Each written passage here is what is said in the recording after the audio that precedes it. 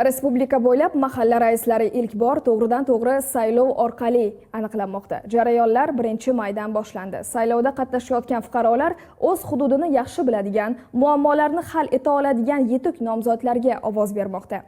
Bu yangicha yondashuv mahallalarni boshqarishda ochiqlik va ishonch muhitini kuchaytirishni maqsad qilgan. Farg'ona viloyatida ham saylovlar qizg'in o'tmoqda. Jarayonlar muxbirimiz lavhasida.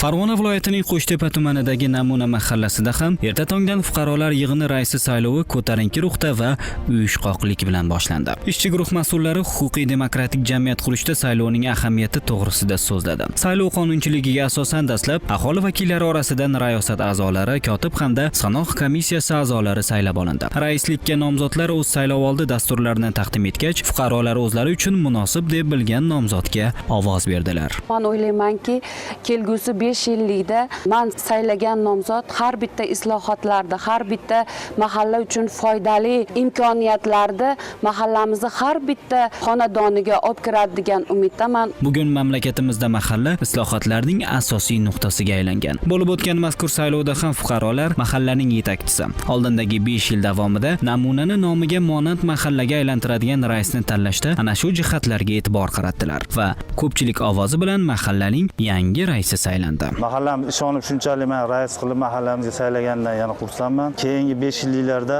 qo'limizdan kelgan bor imkoniyatimizni, kuch-quvvatimizni sarflab mahallamiz uchun xizmat qilamiz. Shu kuni Toshloq tumanidagi Furqat mahallasi aholisi ham tumandagi 2-umumiy o'rta ta'lim maktabiga jam bo'lishdi. 3456 nafar aholi istiqomat qilayotgan mahallada 23047 nafar saylov yoshidagi fuqarolar bor. Mahalla raisi saylovida esa ularning 12%, ya'ni 287 nafar vakillar ishtirok etdilar. Toshloqliklar o'zi istiqomat qilayotgan mahalla taqdiriga befarq emas. Buni ushbu muhim ijtimoiy siyosiy jarayonda ham ko'rish mumkin. Saylov jarayonida vakillar ertaga mahallaning chinakam egasi bo'la oladigan, inson qadri ustuvor islohotlarni o'z egalariga to'g'ri va to'liq yetkazishda tashabbuskor, bir so'z bilan aytganda mahalla raisligiga munosib nomzodga ovoz berdilar. Saylovda mahallamiz fuqarolari menga ishonch bildirishdi. Menga uchun katta sharaf va katta mas'uliyat yuklanadi.